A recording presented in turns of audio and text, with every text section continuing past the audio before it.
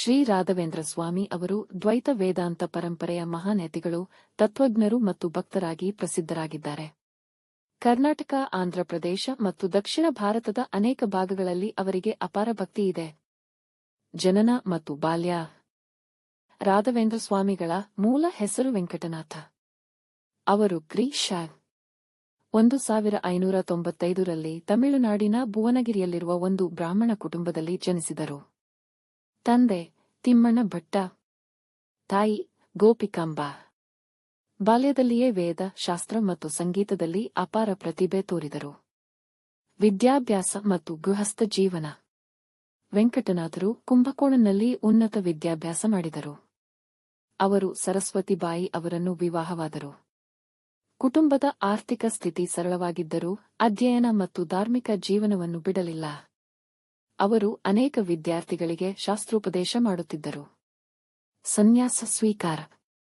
ನಂತರ ಅವರು ಸನ್ಯಾಸವನ್ನು ಸ್ವೀಕರಿಸಿ ರಾಘವೇಂದ್ರ ತೀರ್ಥ ಎಂಬ ಹೆಸರು ಪಡೆದರು. ಅವರ ಗುರುಗಳು ಸುಧೀಂದ್ರ ತೀರ್ಥ.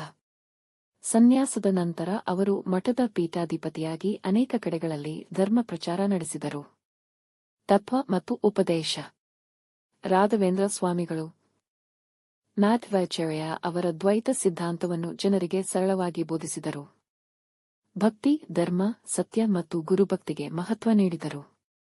ಅನೇಕ ಗ್ರಂಥಗಳಿಗೆ ಟೀಕೆಗಳು ಮತ್ತು ವ್ಯಾಖ್ಯಾನಗಳನ್ನು ರಚಿಸಿದರು. ಮಂತ್ರಾಲಯ ಮತ್ತು ಬೃಂದಾವನ ಪ್ರವೇಶ. ಮಂತ್ರಾಲಯಂ ರಾಘವೇಂದ್ರ ಸ್ವಾಮಿಗಳ ಪ್ರಮುಖ ಕ್ಷೇತ್ರವಾಗಿದೆ. ಕ್ರಿ.ಶ. 1671ರಲ್ಲಿ ಅವರು ಜೀವಂತ ಸಮಾಧಿ ಸ್ಥಿತಿಗೆ ಪ್ರವೇಶಿಸಿದರು. ಇದನ್ನು ಬೃಂದಾವನ ಪ್ರವೇಶ ಎಂದು ಕರೆಯುತ್ತಾರೆ. ಭಕ್ತರ ನಂಬಿಕೆಯ ಪ್ರಕಾರ ಅವರು ಇಂದಿಗೂ ಭಕ್ತರನ್ನು ಕಾಪಾಡುತ್ತಿದ್ದಾರೆ. ಮಂತ್ರಾಲಯದಲ್ಲಿರುವ ಅವರ ಬೃಂದಾವನಕ್ಕೆ ಲಕ್ಷಾಂತರ ಭಕ್ತರು ಭೇಟಿ ನೀಡುತ್ತಾರೆ. ಪ್ರಸಿದ್ಧ ವಾಕ್ಯ. ಭಕ್ತರಲ್ಲಿ ಪ್ರಸಿದ್ಧವಾಗಿರುವ ಅವರ ಆಶೀರ್ವಾದ ವಾಕ್ಯ, ನನ್ನನ್ನು ಭಜಿಸುವವರನ್ನು ನಾನು ಎಂದಿಗೂ ಕೈಬಿಡುವುದಿಲ್ಲ. ಆರಾಧನೆ.